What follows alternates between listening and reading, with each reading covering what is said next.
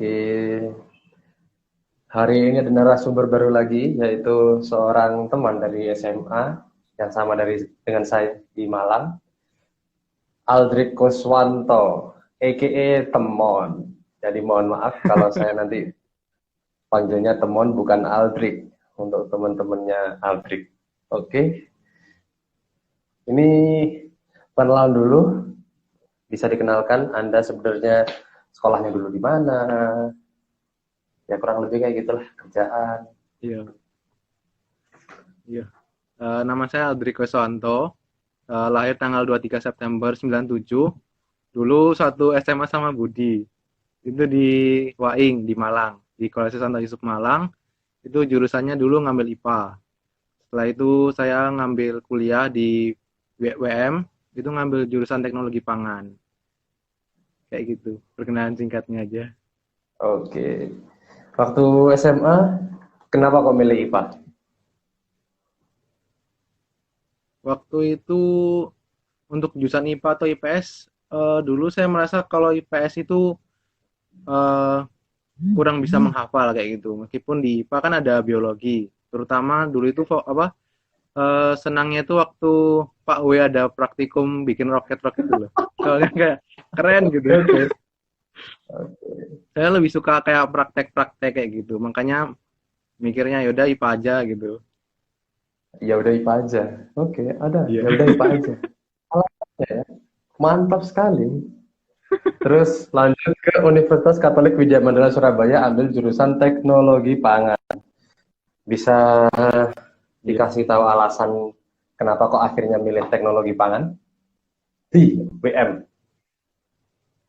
Sebenarnya itu ini juga sih kayak eh, nggak sengaja juga. Soalnya waktu itu cita-citanya waktu SMA tuh masih mau jadi pilot. Kan keren gitu. Senangnya waktu kayak pernah lewat apa naik pesawat terus lihat awan gitu kan. Mikir aja oh kalau misalkan jadi pilot tiap hari bisa ngeliatin awan kayak gitu kan enak gitu kayak damai gitu ngeliatnya. Terus Oke. jadi apa tapi biaya sekolah pilot tuh kan mahal gitu loh. Ya udah kayak nggak bisa ya udah. Terus waktu itu senang juga sama elektro. Elektro itu waktu itu tanya lebih ke arah ke depan itu kan lebih ke arah robot-robot kayak gitu, coding-coding kayak gitu. Hmm. Nah, dulu itu pernah ikut sejenis OSN komputer gitu dan merasa kayak itu susah itu kayak nggak nggak nggak minat lah Oke. misalkan buat coding-coding di depan komputer kayak gitu. Jadinya juga nggak milih yang elektro. Nah, waktu itu ada seminar seminar dari pembicara waktu itu yang datengin ke SMA tentang jurusan yang dipilih, yang sebaiknya itu yang mana. Nah, Ya, waktu itu ya. beliaunya ngomong ke depan ngambil aja teknologi pangan tentang pangan di Indonesia, katanya masa depannya bagus kayak gitu. Oke. Ya udah waktu itu ya udah milih aja teknologi pangan. Terus ditanya ke bagian WM yang datang ke kita di SMA itu, katanya lebih nggak terlalu banyak kimia kayak gitu. Oh ya udah ambil aja coba teknologi pangan. Waktu itu cuma mikirnya ya udah S1 dulu lah. Nanti kalau misalkan mau ngambil beasiswa pilot ya udah nanti setelah lulus dipikir lagi kayak gitu Oh, mikirnya awalnya kayak gitu. jadi sebenarnya hal yang tidak diinginkan tapi akhirnya dijalani. Ya udah dijalani aja dulu. Oke. Terus waktu kuliah akhirnya masuk ke teknologi pangan WM. Itu Iya. rasanya apa? Culture shock atau kayak gimana? Atau sudah Itu membayangkan? oh, waktu pertama masuk itu shock sih. Soalnya kan katanya kimia sedikit gitu. Waktu masuk kimia aja udah banyak. Ada kimia organik, kimia anorganik, praktikum-praktikumnya tentang ikatan kimia kayak wah kok kimianya banyak kayak gitu. Itu awal-awal masuk kayak gitu. Terus naik ke semester 3 semester 4 itu lebih diperdalam lagi tentang pangannya kayak eh, keteknikan pangan itu gimana misalkan manaskan makanan, manaskan air. Nah, itu berapa energi yang dibutuhkan kayak gitu. Lebih ada juga fisikanya. Nah, kalau misalkan masalah bayangan dulu itu awalnya kayak ya udah teknologi pangan aja dulu masuk kayak gitu. Kayak nggak ada bayangan ya udah masuk aja gitu. Coba-coba aja. Oke. Terus Berawal dari kuliah wah coba-coba. iya kok kuliah gini ya kok banyak praktikumnya ya. Ya udahlah, dijalani aja. Ada praktikum, bikin laporan. Kalau yang mentok-mentoknya itu paling susah itu semester 5 itu seminggu 4 kali praktikum ada 4 laporan kayak gitu itu kayak wah ini masa-masa berat kayak gitu. Oke. Tapi dijalani aja terus Apa gimana lagi. apakah budaya Wain yang katanya apa namanya tugasnya banyak itu ke bawah sampai kuliah dan akhirnya Wah udah iya itu nyaman-nyaman saja dengan kuliah? masih oh sebentar kuis oh sebentar laporan wah itu apalagi ditambah dulu kan ikut apa namanya organisasi mahasiswa juga dari SMA kan sudah Oke, ikut di Kopsis itu nggak usah tetap tak sombong. lanjutin tetap tak lanjutin soalnya Anda memang suka jualan, organisasi men. memang suka organisasi buat nama Oke. pengalaman. Waktu kuliah berarti ada organisasi, ada berapa organisasi ya? Kalau nggak salah pernah tak lihat itu ada sing rodok penting-penting gitu. Bisa dijelasin nggak organisasi apa aja? Hmm. Waktu kuliah gimana? Bagi waktunya Hmm. juga. Hmm. Jadi kalau misalkan organisasi di WM itu ada yang namanya Ormawa. Nah, Ormawa itu ada yang tingkat univ sama fakultas. Nah, aku ikutnya yang fakultas, yang Badan Perwakilan Mahasiswa. Jadi kalau misalkan ada teman-temanku yang ada aspirasi atau ada keluhan, nah itu hubunginya ke organisasiku, suborganisasiku di BPM. Nah, itu nanti kita juga kerjasama sama BEM, Badan Eksekutif Mahasiswa, sama yang LPM, Lembaga Pers Mahasiswa. Jadi kalau misalkan kita ada acara kayak gitu, kita kerjanya gabung jadi satu untuk yang FTP ini. Terus selain ikut organisasi ada juga ikut UKM. Waktu itu semester awal-awal ikut UKM petugas liturgi. Apa Oh, jadi lanjut. mesinar kayak gitu. Ya. Ngelanjutin juga kayak di SMA. Habis gitu ikut UKM olahraga juga. Waktu itu tenis meja.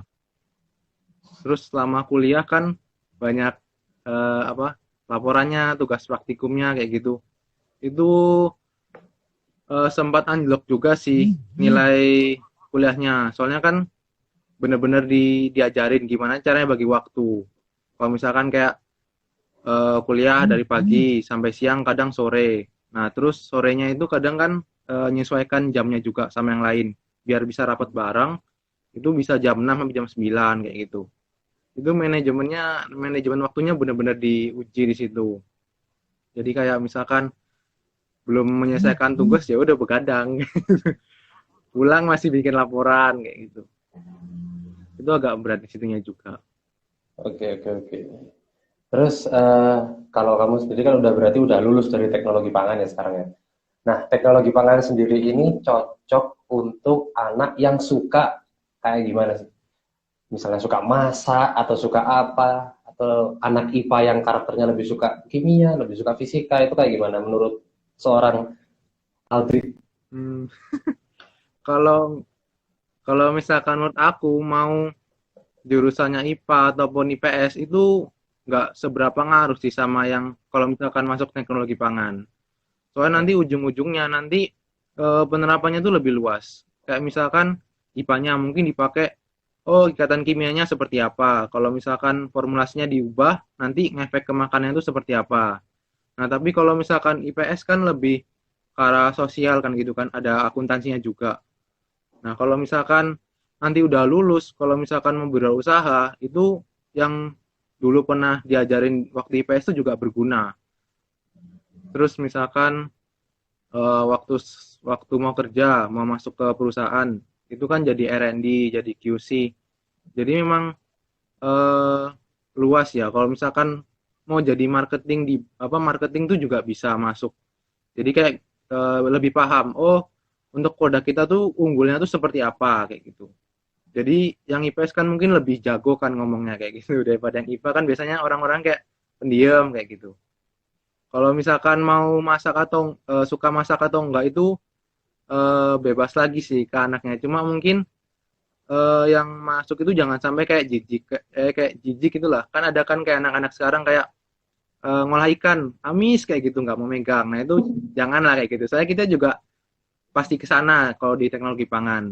ngolah ayam dari mentahnya gimana sampai jadinya gimana, ngolah roti juga kayak gitu. Banyak banyak yang bisa dilakukan lah, yang dibikin juga banyak. Jadi lebih luas. Misalkan masuk bank pun juga bisa kayak gitu. Jadi yang bagian penjamin utang, misalkan perusahaan makanan ini mau ngutang. Nah, itu tempatnya bagus atau enggak, layak apa enggak. Nah, itu yang teknologi pangan bisa bantu juga. Jadi kalau misalkan mau IPA Oke. atau IPS juga kayak enggak terlalu spesifik juga sih.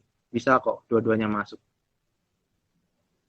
Terus di apa namanya di teknologi pangan itu ada subnya nggak? Kayak contoh kalau akuntansi kan ada perpajakan, ada kayak gimana. Terus ada pertanian itu ada bioteknologi, ada hama penyakit. Nah di teknologi pangan ini ada nggak sub-subnya kayak gitu? Kalau misalkan sub-subnya itu kita lebih ke arah teknologi mata kuliah pilihan.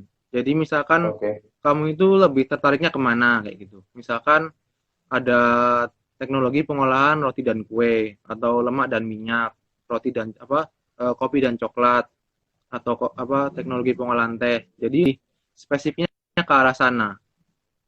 Jadi misalkan dulu aku suka yang makanan buat efek kesehatan. Jadi aku ngambilnya yang makanan fungsional.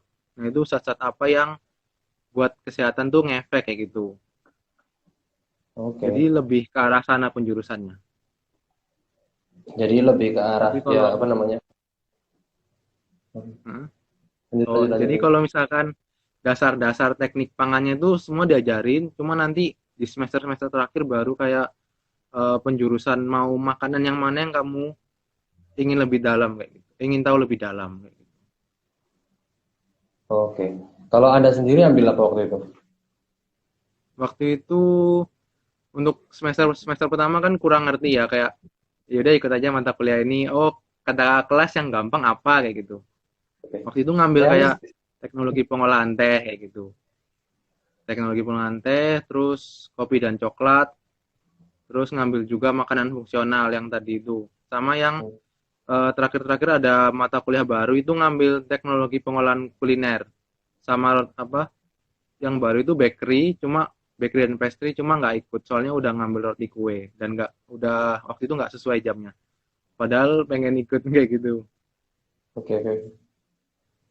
Terus untuk di teknologi pangan sendiri itu tugas akhirnya berupa kayak gimana? Kalau tugas akhir kita untuk yang di WM ya itu ada 5.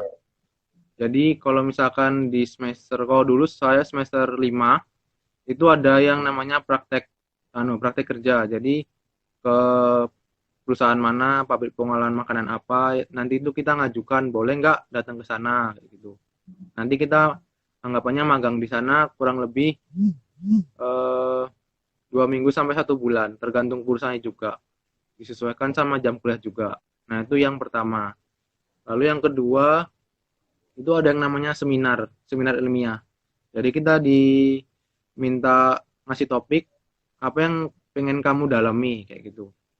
Waktu itu aku pengolahan oatmeal yang kesehatan untuk yang kelebihan kolesterol. Itu jadi kita disuruh, oh oatmeal itu kok bisa sih ngefek ke kolesterol kayak gitu. Lebih didalami lagi, disuruhnya ngumpulin jurnal, setelah dibikin bukunya baru kita presentasi di depan teman-teman sama diuji juga sama dosennya juga. Itu yang kedua. Terus yang ketiga itu lebih ke arah yang kewirausahaan. Jadi kalau misalkan itu namanya PUPP, Perencanaan Unit Pengolahan Pangan. Jadi dari awal misalkan mau bikin usaha pabrik apa. Nah, itu dari bahan bakunya mau pakai apa aja, terus peralatannya mau yang bagaimana, terus kan disesuaikan sama kapasitasnya juga. Habis gitu dari badan usaha, mau badan usaha seperti apa, pekerjanya mau berapa. Jadi lebih detail lagi buat perencanaannya seperti apa. Sampai analisa ekonomi juga. Lalu yang dua terakhir ini saling berkaitan itu yang proposal skripsi sama skripsi. Jadi untuk tugas akhir itu mau meneliti apa kamu. Nah, waktu itu aku join sama dosen itu tentang ini penambahan angka biji durian sama tepung bukatul di roti tawar. Mhm. Kalau misalkan apa namanya, orang awam kan mungkin bingung ya, kok biji durian lo biasa kan dibuang kayak gitu, ini kok dipakai kayak gitu loh. Ternyata dosen tuh udah neliti dari lama, itu juga bisa ternyata buat ngefek ke kolesterol, diabetes kayak gitu, kayak membetulkan sel beta pankreasnya juga. Nah itu aku tertarik ke sana, ya udah ikut, terus dapat topik itu kurang lebih ngerjainnya setahun waktu itu. Itu sama bantu dosen juga. Jadi dari awal biji durian itu kita ngambil di mana, kita bersihin, terus sesuai perlakuan-perlakuan dosen sampai difermentasi dan jadi bubuk angka itu sebelum ditambahkan ke roti. Itu kurang lebihnya kayak gitu. Oke, Tugas terus akhirnya ada 5. ada 5. Yang final tadi ada skripsi sama proposal skripsi jadi satu ya. Iya. Terus waktu akhirnya masuk ke WM itu culture shock nggak? Maksudnya lingkungannya atau kayak gimana? Terus dari lingkungan WM sendiri itu yang bisa ditarik ke dunia Anda bekerja, wirausaha. Nah, itu kayak apa aja yang bisa diambil? Kalau kultur aku nggak seberapa apa ya. Jujur aja aku ini orangnya agak cuek gitu loh. Jadi kalau misalkan ada teman baru ya, mungkin di awal-awal kan canggung, kayak biasa kan di SMP udah biasa awal-awal ya emang agak canggung, terus kenalan, terus jadi teman baik kayak gitu. SMA juga kayak gitu. Nah di kuliah pun juga kayak gitu. Dari awal mungkin canggung-canggung, tapi kan sama kakak pembimbingnya dibantuin biar biar deket lah kayak gitu.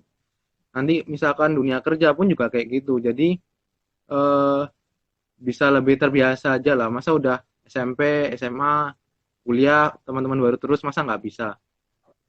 Terus di kuliah kan juga banyak organisasi, banyak UKM, yang anggapannya kalau di SMA itu kayak ekstrakurikuler, nah kayak gitu. Kan punya teman-teman baru. Nah itu di dunia kerja pun juga kurang lebih sama, dan itu harus dipakai. Harus lebih supel aja lah. Meskipun aku juga masih agak canggung kalau orang baru di awal kayak gitu.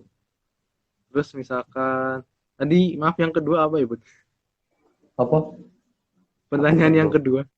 Oh gini, kalau misalkan apa yang kamu bisa ambil dari lingkungan itu dan akhirnya ke bawah ke lingkungan kerja, lingkungan kuliah itu tadi. Oh.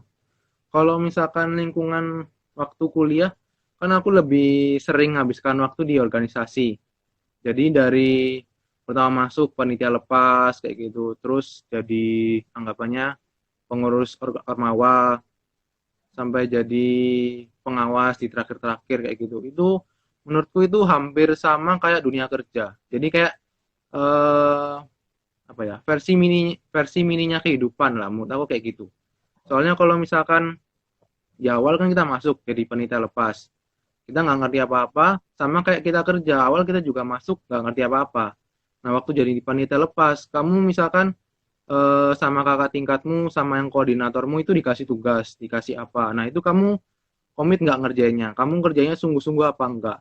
Nah kadang kalau ada kayak di kelas waktu itu eh, baru masuk udah kayak apa ya, kerjanya setengah-setengah kayak gitu. Nah mungkin waktu kerja pun juga mungkin kayak gitu kalau misalkan nggak berubah. Terus waktu jadi koordinator itu kayak lebih apa ya, lebih tahu diriku seperti apa kalau misalkan aku sebagai koordinator, sebagai ketua, nggak banyak kayak gitu. Nah itu aku mimpinku udah benar atau enggak, dan menurutku pengembangan diri di organisasi itu bagus banget menurut aku. Terus misalkan jadi pengawas juga. Nah ini kayak sudut pandangnya itu sangat jauh berbeda daripada waktu masih anggapannya pengurus aktif. Waktu pengurus aktif kan masih sibuk segala macam. Nah kadang pengawas kan anggapannya mintanya aneh-aneh.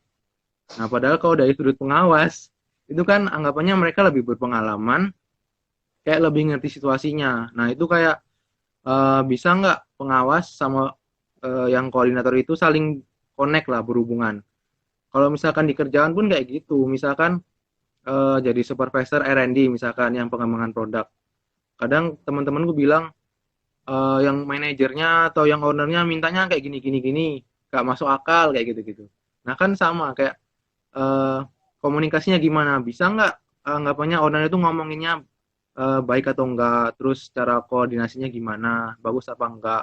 Nah jadi menurutku yang waktu di Ormawa itu kayak benar-benar melatih kayak gitu loh. Oke. Jadi banyak hal yang didapat waktu itu. Oke, terus kalau nggak salah kamu lulus itu 2019, 2019 akhir? Ya, Ya, waktu nah, September.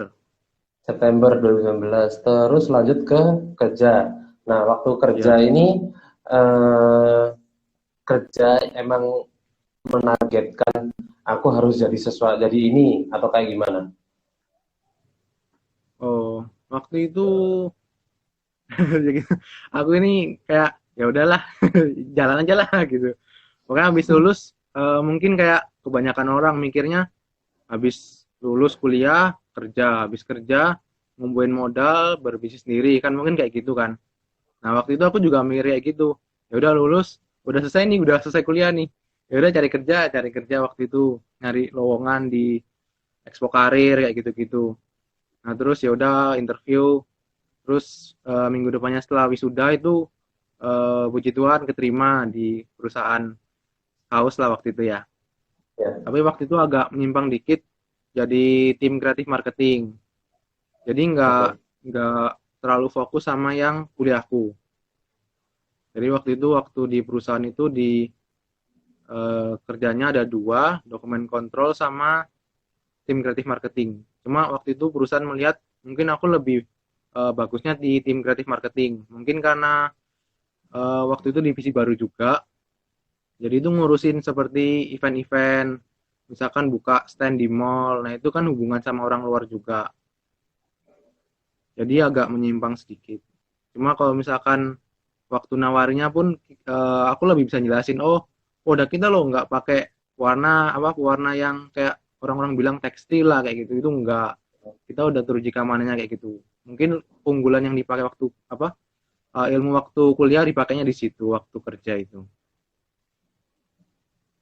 Akhirnya sampai kalau nggak salah sampai sekitar Februari, Maret. Sampai April April. waktu itu. Oh, April. Oke. Ya.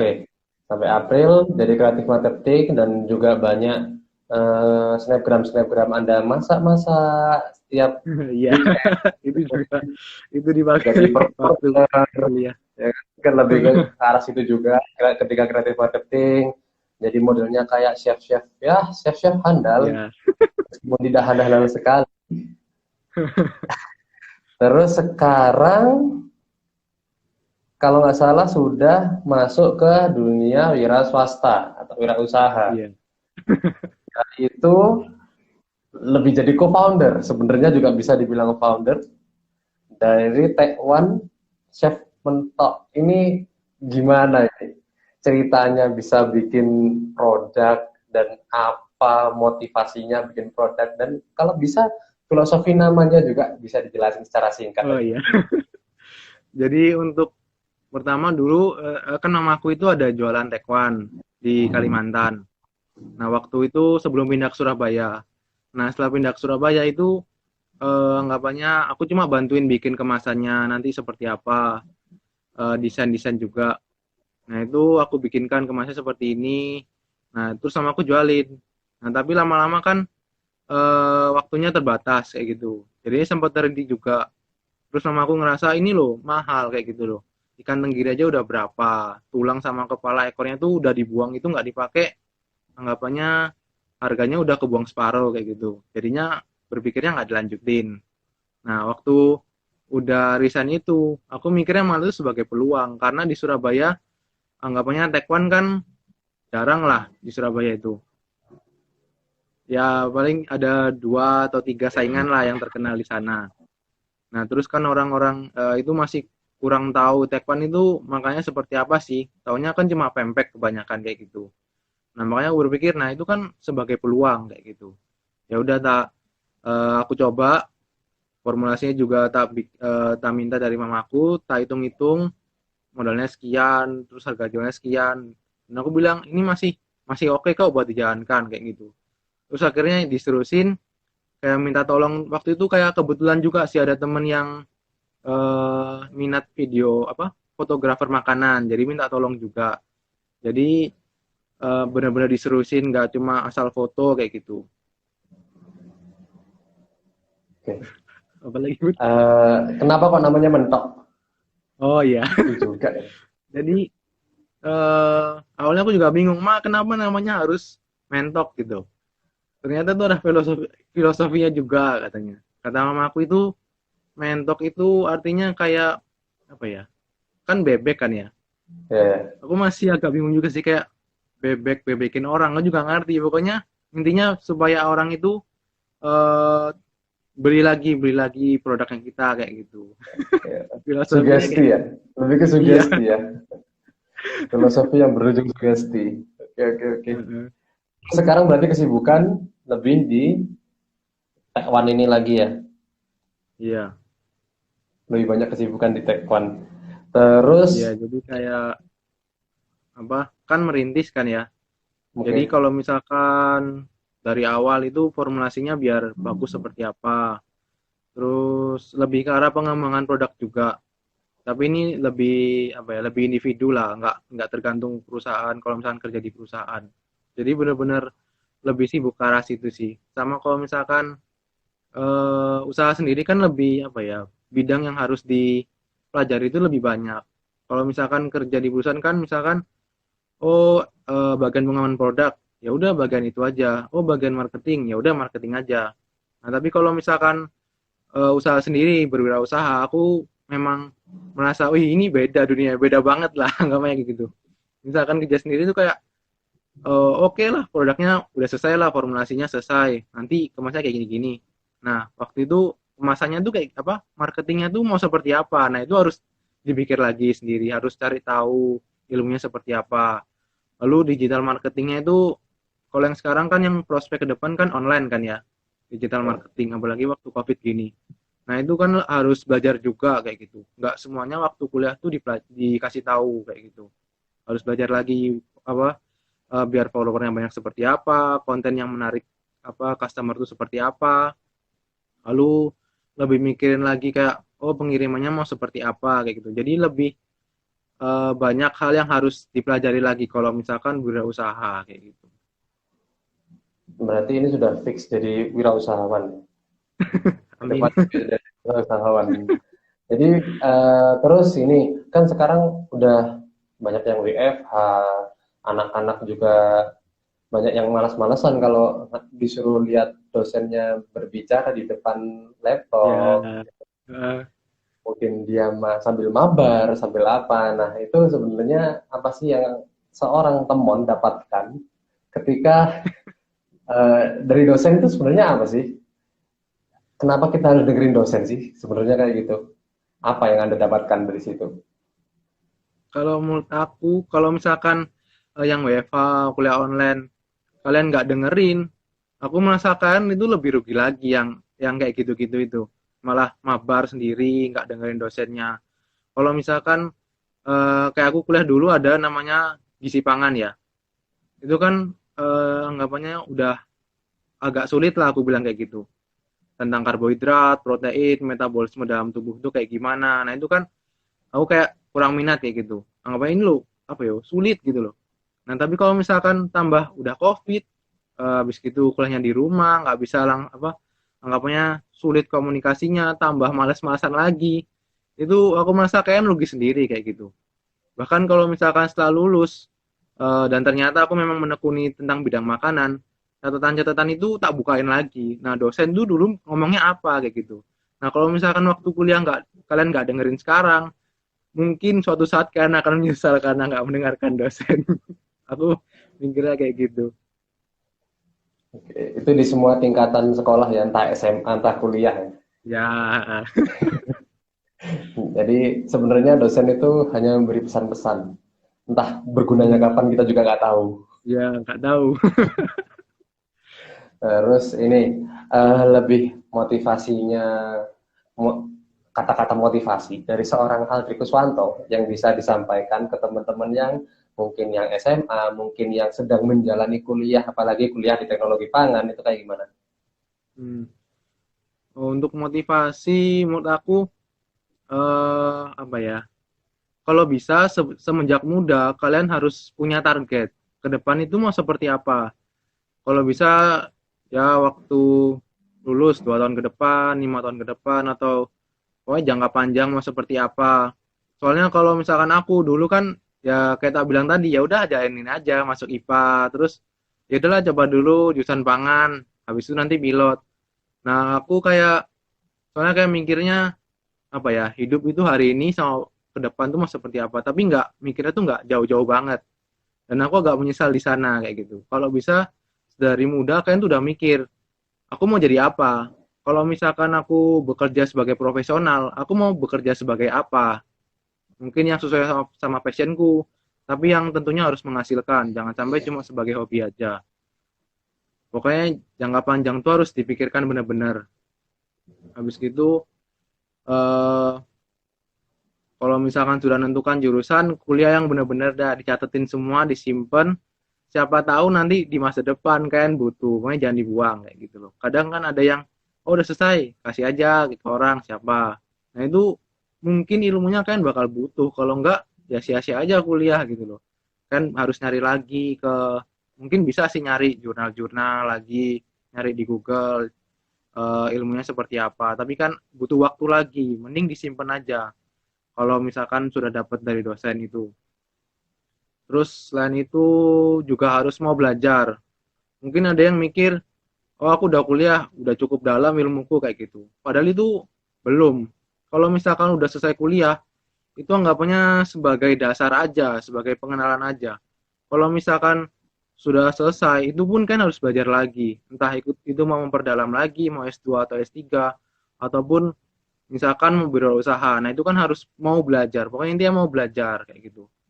Terutama mungkin yang kayak mungkin yang kayak milenial sekarang udah kerja mungkin kayak eh, tentang ilmu finansial mungkin kayak gitu. Kebanyakan kan nggak tahu kayak gitu. Pokoknya harus mau belajar intinya. Mau mengetahui dunia luas kayak gitu. Nggak cuma ya udah selesai lulus kerja kayak gitu. Pokoknya punya jangka panjang dan mau belajar ya kayak gitu. Punya planning jangka panjang dan Ya, tetap belajar meskipun sudah lulus kuliah, apalagi sudah menekuni dunia wirausaha berarti harus belajarnya lebih banyak lagi, lebih luas lagi. iya benar. Jadi saya simpulkan seorang Aldrich Kuswanto yang waktu SMA dia masuk IPA karena dia suka melihat sesuatu, yaitu notabene adalah ya Pak W, bikin yang keren-keren, dan itu Yes. berlanjut lanjut waktu mau masuk kuliah. Dia juga mendengarkan, kalau nggak salah Expo ya, Expo Karir, Ya. Expo Karir, terus teknologi pangan gini gini gini, meskipun pada akhirnya dia agak sedikit shock karena kimia juga banyak, Yes. kimia di teknik itu juga lumayan banyak, tapi akhirnya dia jalani dan banyak organisasi ya. Tadi yang kamu Hmm, katakan ada UKM, ada yang bersinergi dengan organisasi BEM, dan lain mahasiswa. sebagainya. Sudah dari level yang paling bawah sampai ke level yang paling atas, sampai pengawas.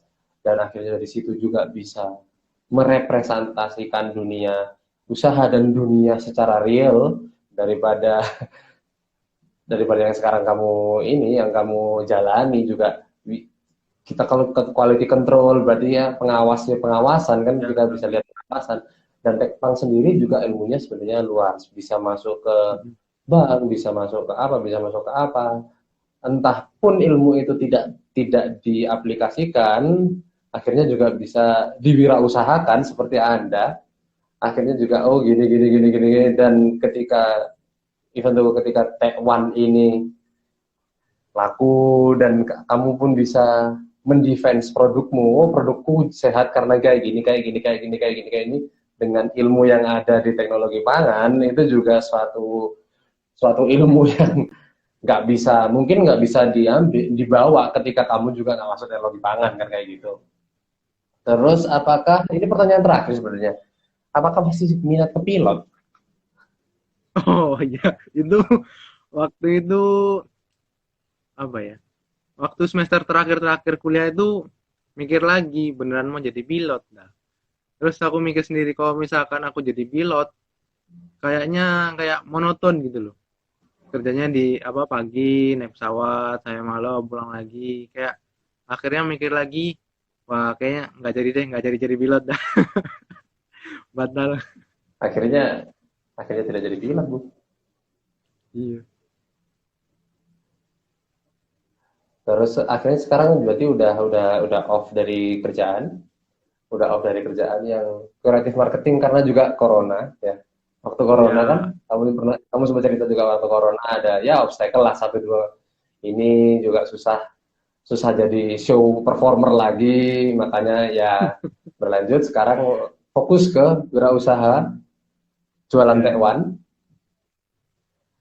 Bisa bisa langsung ordernya caranya ambil di IG, DM di IG ya, DM di IG atau Iya, gimana? DM di IG. DM di IG. @tekwan.surabaya. Oke.